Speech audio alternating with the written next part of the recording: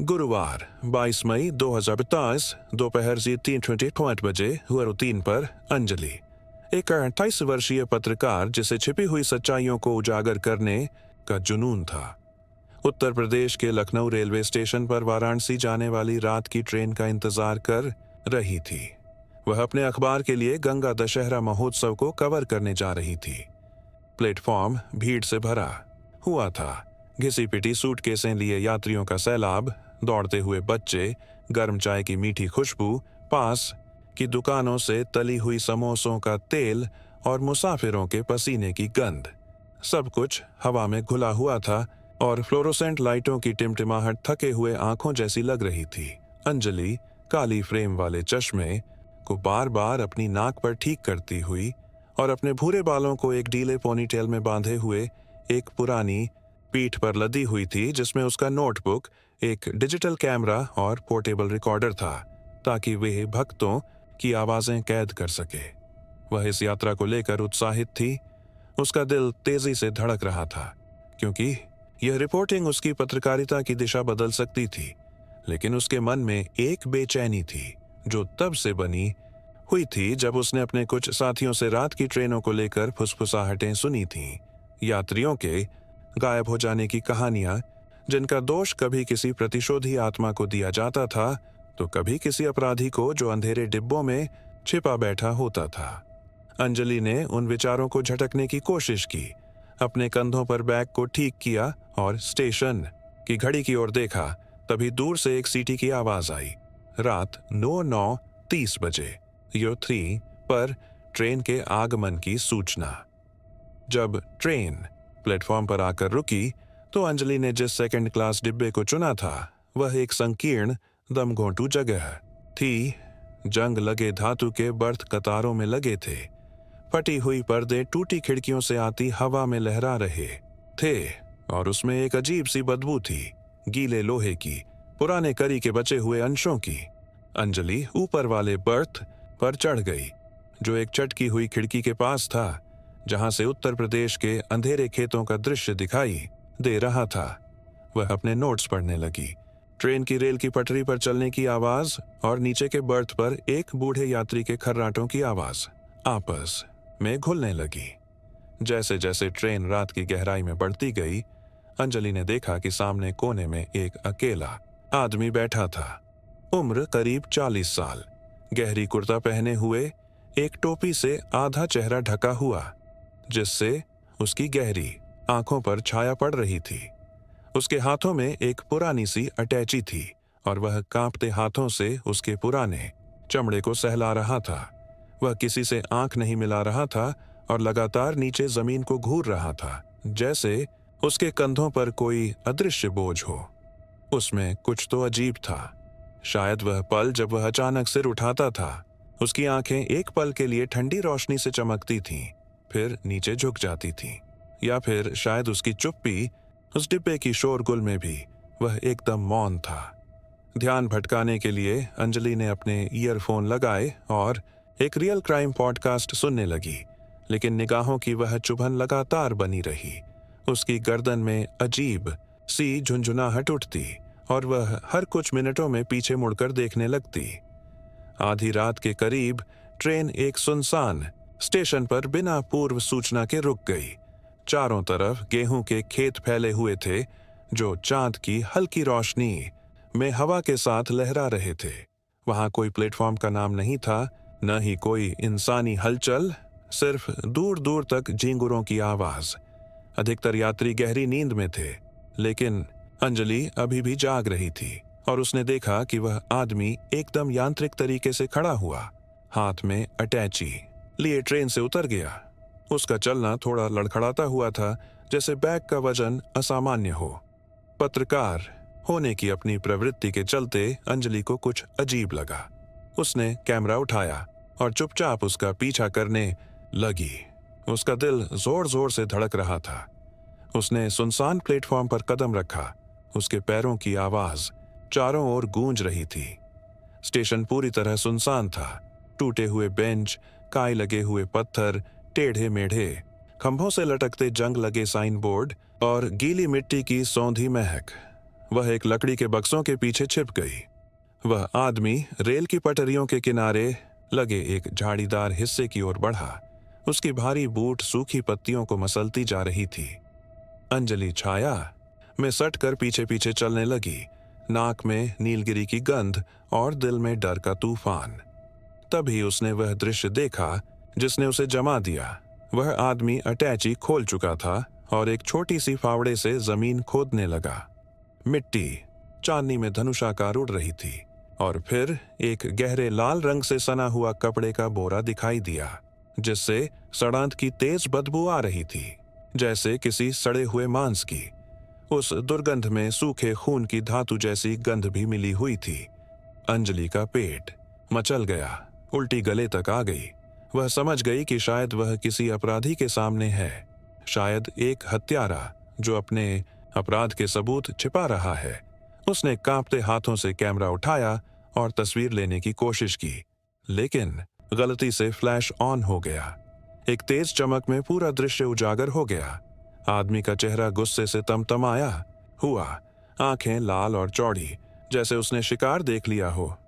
कौन है वहां? उसकी कर्कश आवाज रात की चुप्पी को चीरती हुई आई। उसने फावड़ा फेंका और पास ही पड़ी एक माचेटी उठा ली, जिसकी धातु चांदनी में चमक रही थी। अंजलि एक पल को स्तब्ध रह गई, फिर जान बचाने के लिए पीछे मुड़ी और ट्रेन की ओर भागी, पेड़ों की जड़ों में बार बार ठोकर खाती हुई। पीछे से उसके भारी कदमों की गूंज आ रही थी, जैसे युद्ध के नगाड़े की आवाज। हर टूटती टहनी की आवाज उसके डर को और बढ़ा रही थी। किसी तरह वह डिब्बे में चढ़ने में कामयाब हुई और ठीक उसी समय ट्रेन ने सीटी बजाई और चल पड़ी। उसने खिड़की से झांक कर देखा, वह आदमी ट्रैक पर उसके पीछे दौड़ रहा था, हाथ में माचेटी और मुंह से कुछ डरावनी आवाजें निकलती हुईं। अपने बर्थ पर लौटकर अंजलि ने कांपते हाथों से पर्दा बंद कर लिया। उसका शरीर ठंडे पसीने से भीग चुका था। ट्रेन अपनी रफ्तार से आगे बढ़ रही थी, लेकिन अब हर झटका, हर मेटल की आवाज उसके भीतर डर पैदा कर रही थी। वह सोचने लगी कि कहीं वह आदमी किसी और स्टेशन से चढ़ न गया हो और अब अंधेरे से उसे ताक न रहा हो। जब सुबह 5:45 बजे 03 पर वह वाराणसी पहुंची, उसने सारी तस्वीरें लोकल पुलिस को सौंप दी। जांच में पता चला कि वह व्यक्ति विक्रम सिंह था, एक वांछित अपराधी जो ट्रेनों से यात्रियों को अगवा कर उन्हें ग्रामीण इलाकों में दफन कर देता था और रात के अंधेरे में अपने अपराधों को अंजाम देता था। अंजलि की बहादुरी की सराहना की गई, लेकिन यह अनुभव उसे हमेशा के लिए बदल गया। उसने फिर कभी रात की ट्रेन नहीं पकड़ी और जब भी दूर से कोई सीटी सुनाई देती या खेतों में हवा चलती, वह उन आंखों को याद करती, वह ठंडी गहराई से भरी निगाहें जो याद दिलाती थीं कि खतरा कभी भी कहीं भी हो सकता है, बस आपके बगल की सीट पर अंधेरे में छिपा हुआ। गुरुवार 22 मई 2025 को दोपहर 3:09 बजे 03 उत्तराखंड में गंगा नदी के किनारे बसे शांत गांव गंगापुर में 30 वर्षीय राहुल, जो एक मानव विज्ञानी था और जिसे अंतिम संस्कार की रस्मों में शैक्षणिक रुचि थी, स्थानीय दाह संस्कार परंपराओं पर शोध करने के उद्देश्य से अपने डॉक्टरेट के एक भाग के रूप में वहां पहुंचा। गंगापुर एक दूरस्थ गांव था जो केवल हरियाली से ढकी पहाड़ियों के बीच संकरी पगडंडियों से होकर पहुंचा जा सकता था। वहां की ताजी हवा में नमकाई की गंध, पत्थरों पर बहती गंगा की सतत धारा की आवाज और ऊंचे पेड़ों के बीच गूंजती चिड़ियों की चहचहाहट गर्म दोपहरों में कीड़ों की भिनभिनाहट के साथ मिश्रित थी। राहुल, जिसकी धूप से हल्की सुनहरी दाढ़ी थी और जिसकी गर्दन में चमड़े की डोरी से चश्मा लटका रहता था, उसने गांव में एक छोटी लकड़ी की झोंपड़ी किराए पर ली। एक सादा मिट्टी की दीवारों वाली और हरे काई से ढकी हुई झोंपड़ी, जिसका छप्पर हवा में चरमराता था और जहां से उस घाट का आंशिक दृश्य दिखता था जहां सूर्यास्त की सुनहरी रोशनी में दाह संस्कार होते थे। गांव वाले मेहमान नवाज थे। वे शर्मीली मुस्कानों के साथ चाय पेश करते थे, लेकिन उनकी आंखों में एक सूक्ष्म सावधानी छिपी थी। वे फुसफुसाते हुए एक पुरानी घटना की चर्चा करते थे। दशकों पहले एक साधु, एक तपस्वी को एक गलत ढंग से किए गए अनुष्ठान में जीवित जला दिया गया था, जब कुछ भक्तों ने जल्दबाजी में रस्म पूरी करने की कोशिश की थी। कहा जाता है कि उसकी प्रतिशोधी आत्मा अब भी नदी के किनारे भटकती है और अमावस्या की रातों में लोगों को पानी में खींच ले जाती है। राहुल, जो एक दृढ़ नास्तिक था और मिथकों की तुलना में तर्कसंगत व्याख्याओं को पसंद करता था, इन कहानियों को अपने नोटबुक में व्यंग्यात्मक मुस्कान के साथ दर्ज करता रहा। वह अपने साक्षात्कारों और नृवंश विज्ञान टिप्पणियों पर केंद्रित था, लेकिन गांव में कुछ ऐसा था जो उसे विचलित करता था।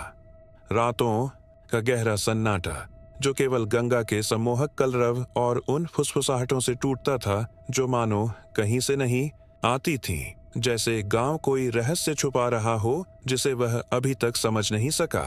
क्वार्टर मई 2025 की अमावस्या की रात राहुल ने घाट पर जाकर रात के अनुष्ठानों की तस्वीरें लेने का निश्चय किया। वह अपनी पेशेवर कैमरा, एक मजबूत टॉर्च और नोटबुक लेकर निकला। उसका दिल इस अनोखी खोज की उत्तेजना से धड़क रहा था। शायद कोई ऐसी तस्वीर जो उसकी मृत्यु और भारतीय संस्कृति पर आधारित थीसिस को परिभाषित कर सके। उस रात घाट सुनसान था। सीढ़ियां नमी से फिसलन भरी थीं और चांदनी की हल्की रोशनी पहाड़ियों के पीछे से निकलती प्रतीत हो रही थी। हवा में पिछले दाह संस्कारों की राख की तीखी गंध और भक्तों द्वारा छोड़ी गई अगरबत्ती की मीठी खुशबू तैर रही थी। जब उसने कैमरा समायोजित किया तो उसकी क्लिक की यांत्रिक आवाज सन्नाटे में गूंज उठी। तभी उसे एक धीमी, लगभग अस्पष्ट सी ध्वनि सुनाई दी, जैसे कोई गहरी, कर्कश आवाज में संस्कृत का कोई मंत्र पढ़ रहा हो। वह आवाज गंगा के दूसरी ओर से आ रही थी, जहां से धुंध भूतों की तरह उठ रही थी और मुड़ी तुड़ी पेड़ों को ढक रही थी। वह स्वर सम्मोहक था। उसकी हर ध्वनि गंगा की सतह पर गूंजती प्रतीत होती थी, एक अंधकारमय निमंत्रण की तरह। राहुल की रीढ़ में सिहरन दौड़ गई। उसने सोचा शायद रात की ठंड के कारण, पर वह भय उसके सीने में गहराता जा रहा था। उसने टॉर्च दूसरी ओर घुमाई। प्रकाश की किरण ने धुंध को चीरते हुए केवल पेड़ों की अस्पष्ट परछाइयां दिखाईं और वह कुहासा जो चांदनी में एक अलौकिक दृश्य बना रहा था। अचानक वह मंत्र रुक गया। मौन इस तरह छा गया जैसे वहां कोई अदृश्य जीव उपस्थित हो। राहुल वहीं ठिठक गया। उसके भीतर की तर्कशील चेतना लौटने का आग्रह कर रही थी, लेकिन उसकी जिज्ञासा उसे रोके रही। उसने जैसे ही मुड़कर वापसी की कोशिश की, उसे अपने पीछे भारी, धीमे कदमों की आहट सुनाई दी, जैसे कोई जानबूझकर गीली पत्थरों पर चल रहा हो। उसने कांपते हाथों से टॉर्च घुमाई। कुछ ही मीटर दूर एक आकृति खड़ी थी, नारंगी वस्त्र पहने, जो चिथड़ों में लटक रहा था। उसका चेहरा हुड की छाया में छिपा था और वह लकड़ी के एक डंडे को जमीन पर लयबद्ध रूप से पटक रहा था। हर चोट उसके सीने में भय की लहर पैदा कर रही थी। कौन है आप? राहुल ने कांपती आवाज में पूछा, ये सोचते हुए कि शायद कोई साधु होगा, पर वह आकृति चुप रही। वह आगे बढ़ने लगी।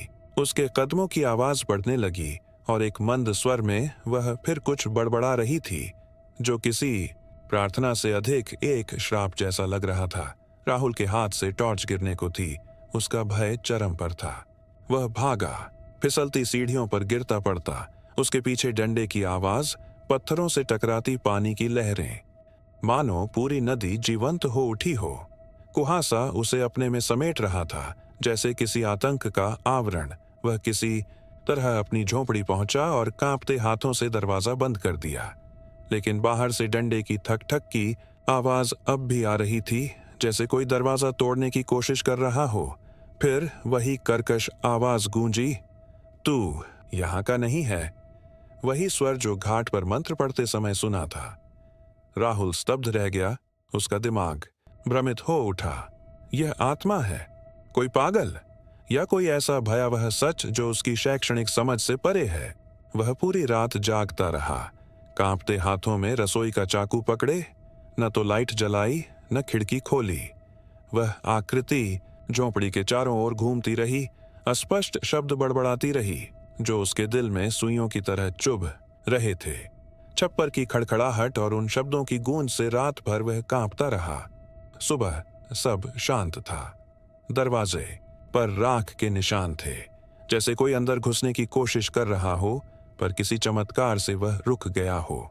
शायद स्वयं गंगा ने उसकी रक्षा की। अगले कुछ दिनों में राहुल ने गांव वालों से बात की। उन्होंने बताया कि वह आकृति आत्मा नहीं थी, बल्कि अर्जुन नाम का एक व्यक्ति था, एक पूर्व साधु जिसे वर्षों पहले गांव से निकाल दिया गया था क्योंकि वह मानव बलि जैसे वर्जित अनुष्ठान करता था। अब वह गंगा के किनारे एक झोपड़ी में रहता था और बाहरी लोगों को फंसाकर उन पर हमला करता था, इस विश्वास में कि यह उसे अंधकारमय शक्तियों के सामने शक्तिशाली और पवित्र बना देगा। राहुल ने अपनी रिकॉर्डिंग, तस्वीरें और नोट्स स्थानीय पुलिस को सौंपे। उन्होंने गंगा किनारे तलाशी अभियान चलाया और अर्जुन को एक एकांत झोपड़ी से गिरफ्तार किया, जहां से खून सने औजार, मानव अस्थियाओं और राख व पंखों से ढका हुआ एक कच्चा वेदी मिला। हालांकि अर्जुन को पकड़ लिया गया, राहुल फिर कभी गंगापुर नहीं लौटा। वह अनुभव उसकी स्मृति में एक अदृश्य बोझ की तरह रह गया, उसकी परछाई बनकर। जब भी वह बहते पानी की आवाज सुनता, अगरबत्ती की गंध महसूस करता या दूर किसी पेड़ के पीछे नारंगी चोला देखता, वह रात उसे फिर याद आ जाती। उसे विश्वास हो गया था कि अर्जुन की आंखें अब भी गंगा की छाया से उसे देख रही थीं, अपनी अधूरी प्रतिशोध को पूरा करने की प्रतीक्षा में। उसका वह मंत्र अब भी राहुल के सपनों में गूंजता है, याद दिलाता है कि हर बुराई को विज्ञान नहीं समझा सकता। गुरुवार 20 मई 2023 को दोपहर 3:09 बजे 203 मीरा 27 वर्षीय एक हस्तशिल्प कलाकार जो जटिल आभूषण बनाने में असाधारण प्रतिभा रखती थी, पुरानी दिल्ली के चांदनी चौक की उथल पुथल भरी गलियों के बीच अपनी छोटी सी दुकान चला रही थी। यह बाजार एक भूल भुलैया था, तंग और रंग बिरंगी गलियों का ऐसा जाल जहां की घनी हवा में इलायची, जीरा और लौंग जैसी मसालों की तीखी खुशबू, पकोड़ों और जलेबियों के गरम तेल की महक और लगातार चिल्लाते हुए विक्रेताओं की आवाजें, घंटी बजाती साइकिलें और पर्यटकों व स्थानीय लोगों की हलचल घुली होती थी। मीरा, जिसकी चांदी की बालियां हर हरकत के साथ छनकती थीं और जिसकी गर्मजोशी भरी मुस्कान ग्राहकों का दिल जीत लेती थी, अपने अनोखे डिजाइनों के लिए मशहूर थी, जैसे टर्कवाइज पत्थरों से जड़े हार और हाथ से घड़ी पीतल की चूड़ियां। पर वह एक और चीज के लिए भी जानी जाती थी, चांदनी चौक की अंधेरी कहानियों के प्रति उसकी गहरी जिज्ञासा। बाजार में कुछ व्यापारी रहस्यमयी तरीके से गायब हो जाते थे, उनके नाम फुसफुसाहटों में लिए जाते थे, जैसे वे किसी परछाई वाले आदमी के शिकार बन गए हों जो रात के समय गलियों में घूमता था। यह एक ऐसा किस्सा था जिसे बूढ़े लोग कांपती आवाजों में सुनाते थे जब वे भय को दूर रखने के लिए तेल के दिए जलाते थे। मीरा की दुकान एक अंधेरी कोने में थी, जहां एक टिमटिमाती हुई लटकती हुई लाइट धड़कते दिल की तरह झपकती रहती थी, धूल भरी कांच की अलमारियों और एक लकड़ी की मेज को रोशन करती थी जिस पर मीरा देर रात तक काम करती थी। वह अक्सर पड़ोसियों की चेतावनी को अनदेखा कर देती थी कि सूरज ढलने से पहले दुकान बंद कर दे, क्योंकि तभी परछाइयां जैसे जीवित हो उठती थीं और शहर की आवाजें धीमी पड़ने लगती थीं। उसी गर्म गुरुवार की रात 10:30 बजे 03 मीरा दुकान में अकेली थी, एक अलमारी में हार व्यवस्थित कर रही थी।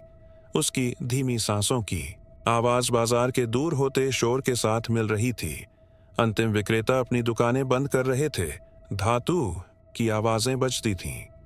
दमघोंटू गर्मी से वह पसीने से तरबतर हो रही थी, उसके माथे से बूंदें टपक रही थीं। उसने ताजी हवा के लिए खिड़की खोली, लेकिन अंदर बदबूदार गलियों से आती सड़ी हुई गंध और डिब्बों के बीच दौड़ते चूहों की खड़कते कदमों की आवाज भी आ गई।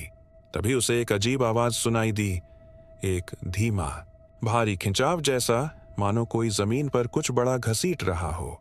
वह आवाज गली में गूंजती थी जैसे खामोशी को चीरता हुआ कोई चेतावनी संकेत। उसने धुंधली खिड़की से झांकने की कोशिश की। अपनी ब्लाउज की आस्तीन से कांच पहुंचा, पर गली अंधेरे में डूबी थी। बस एक कमजोर स्ट्रीट लाइट की कांपती रोशनी में कुछ परछाइयां थिरक रही थीं। आवाज कुछ पल को थम गई। एक डरावनी खामोशी छा गई जिससे उसकी सांसें थम गईं। मीरा वापस काम पर लौटी। खुद को समझाने लगी कि यह कोई देर से लौटती गाड़ी होगी या कोई विक्रेता माल खींच रहा होगा। लेकिन कुछ मिनट बाद दरवाजे पर हल्की दस्तक हुई, एक स्थिर लय में जो अचानक सब कुछ थमा देने वाली थी। उसका हाथ चांदी के हार पर जमी हुई थी। उसकी उंगलियां ठंडे धातु को महसूस कर रही थीं। कौन है वहां? उसने कांपती आवाज में पूछा। मेज से एक कैंची उठा ली, जिसका ठंडा फौलादी स्पर्श उसकी पसीने भरी हथेली से चिपक गया। कोई जवाब नहीं आया, बस फिर से दस्तक, इस बार तेज अधीर, जैसे कोई अंदर आने की जिद पर हो। हर वार के साथ दरवाजा थरथराने लगा। उसका दिल जोर जोर से धड़कने लगा। वह दरवाजे के पास गई, बदन तन कर खड़ा हो गया और दरवाजे को हल्का सा खोलकर झांका। लकड़ी के चरमराने की आवाज सन्नाटे में गूंजने लगी। एक लंबा आदमी काली कुर्ता पहने और आधा चेहरा स्कार्फ से ढंका हुआ वहां खड़ा था। उसकी आंखें हल्की रोशनी में अंगारों की तरह चमक रही थीं। उसके हाथ में एक भारी बैग था, इतना भारी कि वह सिर्फ खरीदारी नहीं लग रहा था, मानो उसमें औजार हो या कुछ और डरावना। तुम्हें इतनी देर तक यहां नहीं होना चाहिए, उसने कहा, धीमी, भारी और धमकी देती हुई आवाज में, जिससे मीरा की रीढ़ में सिहरन दौड़ गई। फिर वह कंधे से धक्का देकर अंदर घुस आया। उसके साथ पसीने और लोहे की सड़ी हुई बदबू भी दुकान में भर गई, जैसे कोई जहरीली गैस। मीरा पीछे हट गई, एक गहनों के डिब्बे से टकरा गई, जो जमीन पर गिरा और मोतियों व जंजीरों को बिखेर गया, चमकती अफराद फरी में। वह आदमी आगे बढ़ा। उसकी नजरें मीरा पर जमी हुई थीं, जैसे वह असली निशाना वही थी। उसने गहनों को बैग में भरना शुरू किया, जोर से, तेज सांसों के साथ, पर उसकी नजरें मीरा से कभी नहीं हटीं। चिल्लाई तो और बुरा होगा, उसने फुसफुसाया, एक चमचमाती हुई चाकू निकालते हुए, जो लाइट की रोशनी में चमकी और उसके डर को प्रतिबिंबित करती दिखाई दी। मीरा डर से जड़ हो गई थी। उसकी सांसें तेज हो रही थीं। दिमाग में सिर्फ एक ही सवाल गूंज रहा था, बचने का रास्ता क्या है? तभी उसने पूरी हिम्मत जुटाकर अपनी कैंची उसकी ओर फेंक दी। वह सीधे उसके कंधे में लगी, जिससे उसकी चीख दुकान में गूंज उठी और खून जमीन पर टपकने लगा। मीरा दौड़ पड़ी, गली की ओर मदद के लिए चिल्लाते हुए। उसकी फटी आवाज दीवारों से टकरा रही थी। बैग से गिरती जंजीरों की छनक उसमें घुल गई थी। वह आदमी उसके पीछे दौड़ा। भारी कदमों की आवाज बैग के टकराने की ध्वनि से मिल रही थी। मीरा बंद दुकानों के बीच दौड़ रही थी। मसाले, कचरे और नमी की गंध हवा में भरी थी। उसके पांव कीचड़ में फिसलते जा रहे थे। वह एक मोड़ पर मुड़ी। दिल इतनी तेज धड़क रहा था जैसे सीना फट जाएगा। वह एक टीन की दुकान से सटी दीवार से चिपक कर छिप गई। उसने सुना कि वह आदमी बड़बड़ा रहा था, तुम ज्यादा देर तक नहीं छिप सकती। उसकी आवाज में एक अंधेरी चेतावनी थी, जिससे उसकी रूह कांप गई। कुछ समय बाद, जो उसे सदियों जैसा लगा, उसके कदमों की आवाजें दूर चली गईं। मीरा धीरे से बाहर निकली और कांपते पैरों से पास के पुलिस थाने की ओर भागी, जहां उसने आंखों में आंसू लिए घटना की पूरी रिपोर्ट दी। उसने उस आदमी का हुलिया, चाकू की शक्ल और उसकी बदबू तक का जिक्र किया। पुलिस ने उसे गिरफ्तार किया। उसका नाम संजय कुमार निकला, जो महीनों से बाजार में आतंक फैला रहा था। कई व्यापारियों के गायब होने के पीछे वही था, जो रात में अकेले निकलते थे और जो अंधेरे को अपना साथी बनाता था। मीरा बच गई, लेकिन उसके बाद से वह रोज शाम 6 बजे दुकान बंद कर देती थी। वह अब उन अंधेरी गलियों में नहीं जाती। हर बार जब वह सुनती किसी के कदमों की आहट या किसी परछाई में एक लंबा आकृति दिखती या हवा में मसालों की गंध भरती, तो उसे फिर से वे जलती हुई आंखें याद आ जाती। एक ऐसा डरावना सपना जो दिन के उजाले में भी उसका पीछा करता। एक ऐसा सच जो उसे हमेशा याद दिलाता कि खतरा हर कोने में छिपा हो सकता है। पुरानी दिल्ली के इस उथल पुथल भरे बाजार की परछाइयों में